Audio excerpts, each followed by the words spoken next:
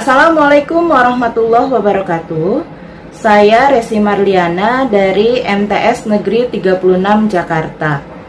Pada video kali ini, saya akan mempresentasikan materi, konsep, dan prosedur penelitian tindakan kelas atau Classroom Action Research. Video ini dibuat dalam rangka memenuhi tugas pelatihan jarak jauh Balai Diklat Keagamaan Provinsi DKI Jakarta. Penelitian tindakan kelas atau Classroom Action Research atau CAR ini merupakan salah satu penelitian yang dikembangkan dari Action Research atau penelitian tindakan.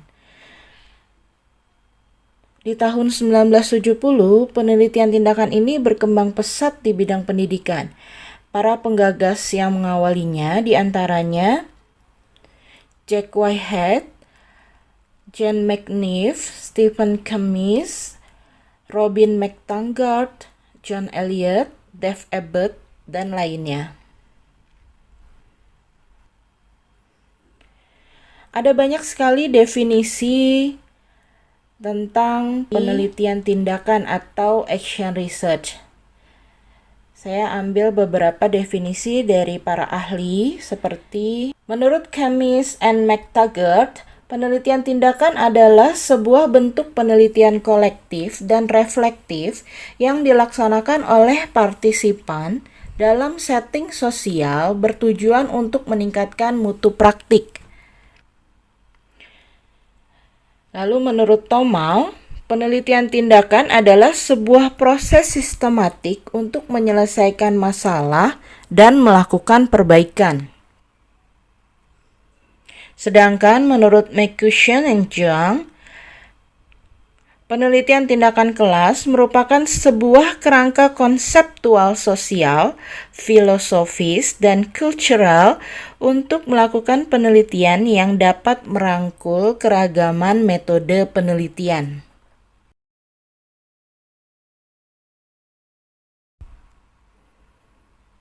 Nah, untuk definisi dari penelitian tindakan kelas sendiri, juga banyak para ahli yang mendefinisikan.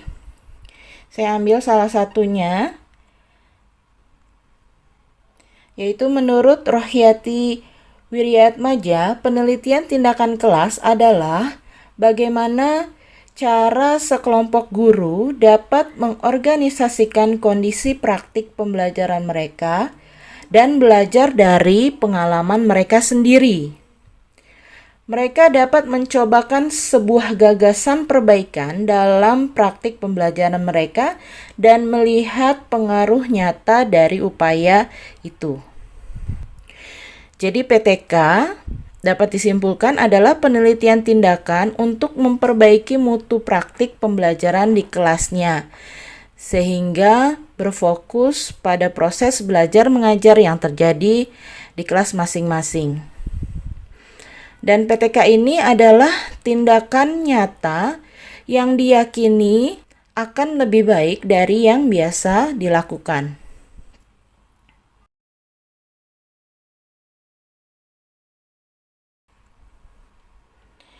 Ada 4 ciri pokok penelitian tindakan menurut Zuber-Skerrit.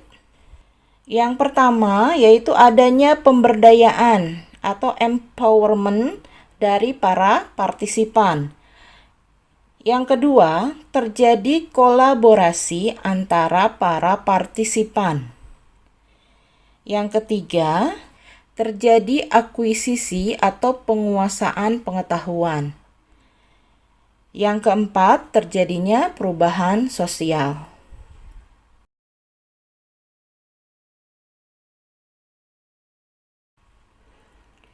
Adapun tujuan dari penelitian tindakan kelas adalah yang pertama, agar guru dapat memahami praktek pembelajaran dan memperbaiki atau meningkatkannya secara berkesinambungan. Yang kedua, agar dapat menciptakan peluang terjadinya perbaikan dan peningkatan layanan yang profesional. Serta ada tambahan tujuan penelitian tindakan kelas, yaitu dapat meningkatkan budaya meneliti bagi guru.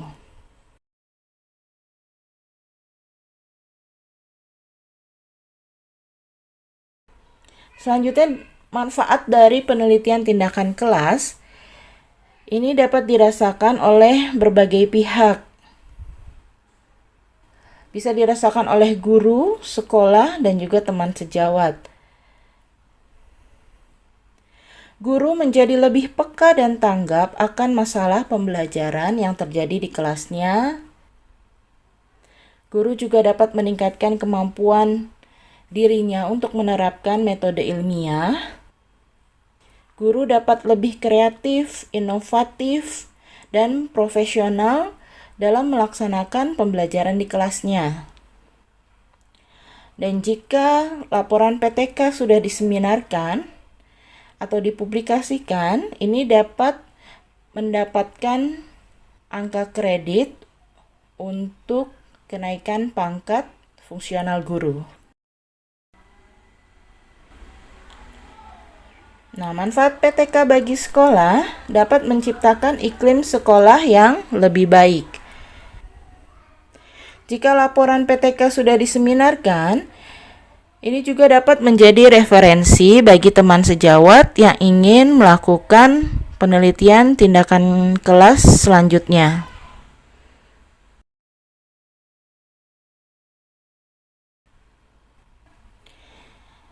Adapun karakteristik dari penelitian tindakan kelas adalah: pertama, kegiatan penelitian adalah kegiatan nyata dalam situasi rutin belajar mengajar yang dilakukan oleh guru dan siswa di dalam kelas pembelajaran.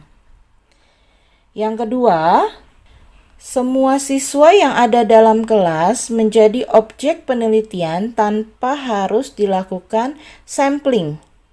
Jadi PTK ini tidak mengenal sampling. Jadi semua siswa dalam kelas dapat dijadikan objek penelitian. Yang ketiga, dituntut adanya kesadaran guru untuk berupaya memperbaiki pola belajar mengajarnya. Yang keempat, analisis SWOT sebagai dasar berpijak dalam melakukan penelitian tindakan.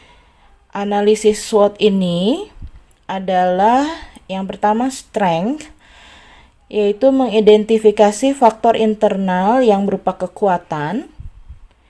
Yang kedua weakness atau kelemahan yang dimiliki oleh individu maupun lembaga.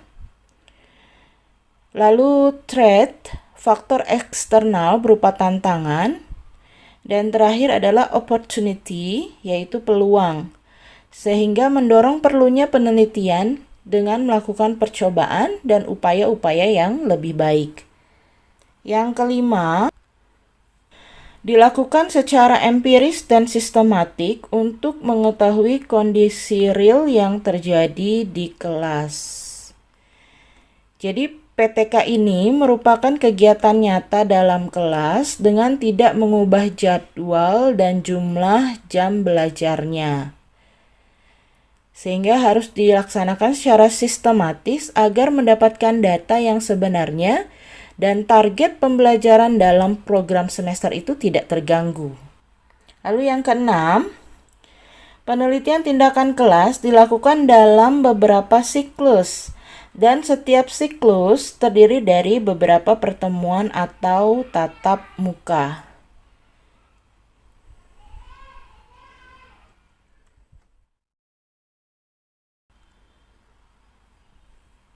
Lalu perencanaan penelitian tindakan kelas harus mengikuti prinsip SMART. Apa itu SMART? Yang pertama spesifik. Materi fokus penelitian itu tidak terlalu umum, sehingga sulit untuk menjangkaunya. Lalu manageable. Proses pelaksanaan penelitian dapat dikelola dengan baik, dengan tidak mengurangi inti dari proses pembelajaran tersebut. Lalu ada acceptable. Materi dan proses pelaksanaan penelitian dapat diterima oleh lingkungan seperti guru, siswa, dan kepala madrasah, atau dapat juga dicapai dengan menghasilkan sesuatu untuk kebaikan proses pembelajaran. Prinsip selanjutnya yaitu realistik, yaitu mudah dijangkau oleh peneliti dan memungkinkan untuk dilakukan penelitian. Lalu ada time bound, yaitu berada dalam kurun waktu tertentu sesuai jadwal yang memungkinkan dilakukan penelitian.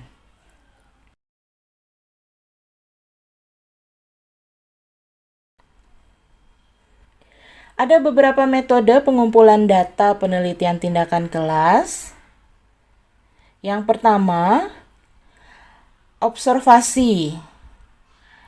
Apa itu kegiatan observasi? Yaitu kegiatan pemusatan perhatian terhadap suatu objek dengan menggunakan seluruh alat indera secara sistematis ataupun non-sistematis.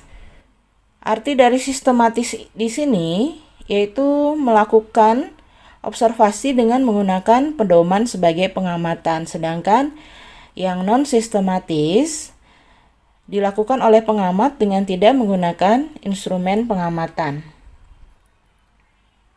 Yang kedua, yaitu metode wawancara atau interview.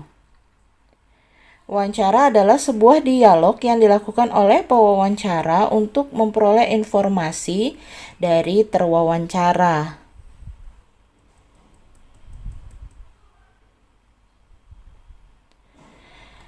Informasi yang akan diperoleh ini dapat berupa latar belakang murid, orang tua, pendidikan, perhatian, dan juga sikap. Yang ketiga, yaitu metode dokumentasi. Teknik dokumentasi dilakukan dengan cara mengumpulkan dan mencermati benda-benda tertulis seperti buku, majalah, dokumen, notulen rapat, ataupun catatan harian. Lalu yang keempat adalah kuesioner, yaitu berupa sejumlah pertanyaan tertulis yang digunakan untuk memperoleh informasi dari responden. Yang kelima, yaitu tes, berupa serentetan pertanyaan atau latihan untuk mengukur keterampilan, pengetahuan, intelijensi, kemampuan atau bakat yang dimiliki oleh individu atau kelompok.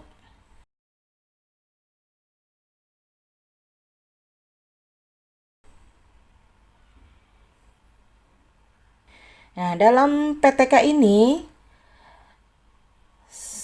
sering kita mengenal istilah kolaborasi, karena PTK ini adalah penelitian kolaborasi. Dalam PTK terjadi kegiatan kolaborasi, yaitu bekerja sama dalam meningkatkan proses dan hasil belajar. Setiap langkah dalam PTK harus merupakan kesepakatan antar kolaborator. Jadi, harus tercipta suasana demokratis antar kolaborator. Siapa saja yang bisa menjadi kolaborator? Kolaborator dalam PTK bisa teman sejawat, kepala madrasah, pengawas, dan para ahli seperti dosen, widyaiswara, instruktur, peneliti, dan lain-lain. Apakah boleh melakukan PTK tanpa kolaborasi? Sering juga PTK dilaksanakan sendiri oleh guru. Dalam hal ini, guru berperan sebagai peneliti juga sekaligus sebagai praktisi pembelajaran. Untuk itu, guru harus mampu melakukan pengamatan diri secara objektif agar kelemahan yang terjadi di dalam proses pembelajaran di kelasnya dapat terlihat dengan wajar dan tidak harus ditutup-tutupi.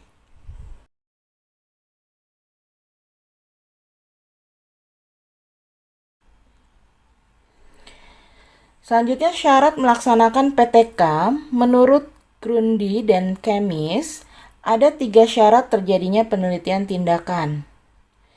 Yang pertama, adanya masalah praktis atau strategi tindakan yang dapat ditingkatkan melalui tindakan. Yang kedua, tindakan perbaikan harus dapat dilakukan dalam bentuk pengulangan tindakan atau siklus yang terdiri dari perencanaan, tindakan, pengamatan, dan refleksi yang dilakukan secara sistematik. Yang ketiga, peneliti dan partisipan harus memiliki rasa tanggung jawab untuk meningkatkan mutu praktek dan partisipasi dalam setiap langkah.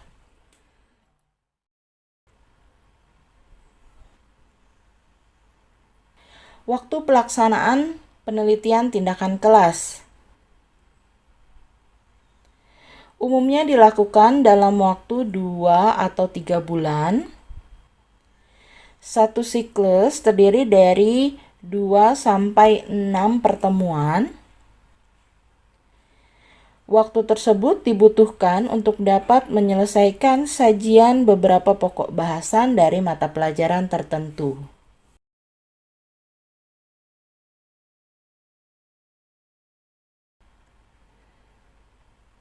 Lalu bagaimana tahapan dalam satu siklus PTK? Sebelum masuk ke siklus, ada juga tahapan prasiklus atau pra-PTK. Kegiatan ini diawali dengan mencari ide utama penelitian. Pada langkah ini, peneliti mengembangkan gagasan awal untuk melakukan perbaikan terhadap praktek pembelajaran yang telah dilakukan. Oke, ketika sudah masuk siklus PTK, hal pertama yang harus dilakukan yaitu rencana atau planning. Pada langkah ini, peneliti mulai berkolaborasi dengan orang yang dianggap bisa memberikan masukan untuk merencanakan penelitian.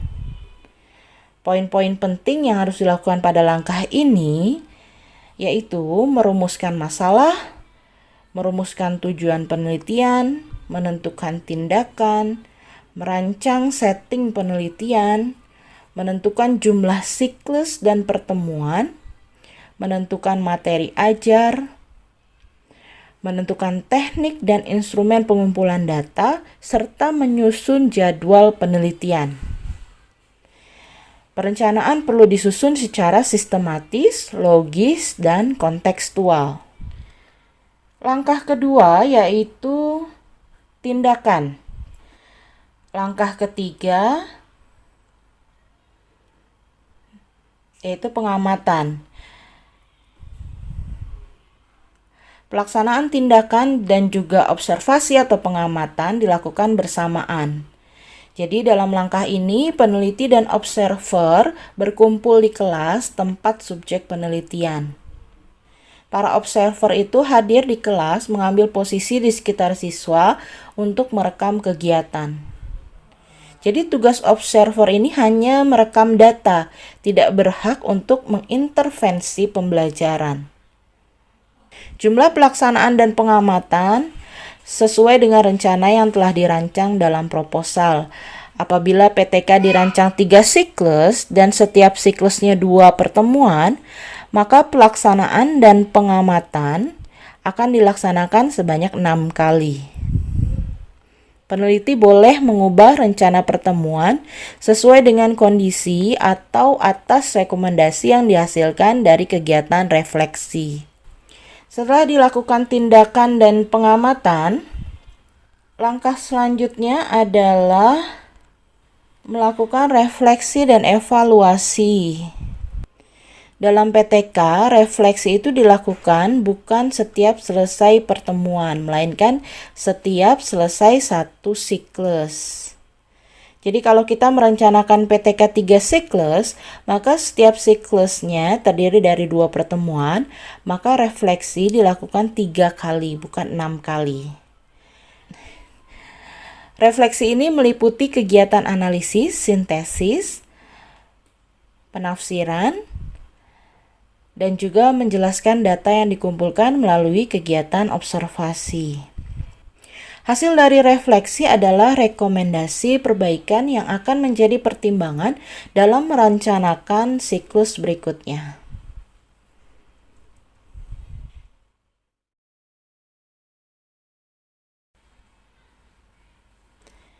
Sebagai sebuah penelitian, PTK perlu memenuhi persyaratan validitas dan reliabilitas data. Validitas yang dibutuhkan untuk meningkatkan objektivitas penelitian dapat ditingkatkan melalui triangulasi peneliti, yaitu dengan menugaskan beberapa peneliti mengumpulkan data yang sama hingga data yang diperoleh konstan. Lalu triangulasi waktu dapat dilakukan dengan mengumpulkan data dalam waktu yang berbeda. Lalu triangulasi ruang dapat dilakukan dengan mengumpulkan data yang sama di tempat yang berbeda. Dan terakhir, triangulasi teoritis dapat dilakukan dengan memaknai gejala perilaku tertentu dengan dituntun oleh beberapa teori yang berbeda tetapi terkait. Lalu reliabilitas PTK dapat dilakukan dengan cara melampirkan data asli seperti transkrip pada saat wawancara dan catatan lapangan, juga menggunakan lebih dari satu sumber data untuk mendapatkan data yang sama, dan kolaborasi dengan sejawat atau orang lain yang relevan.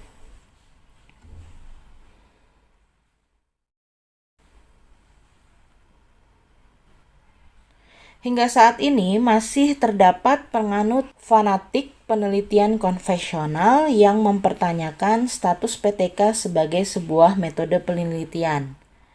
Pada umumnya, keberatan mereka diajukan melalui 3 argumen. Yang pertama,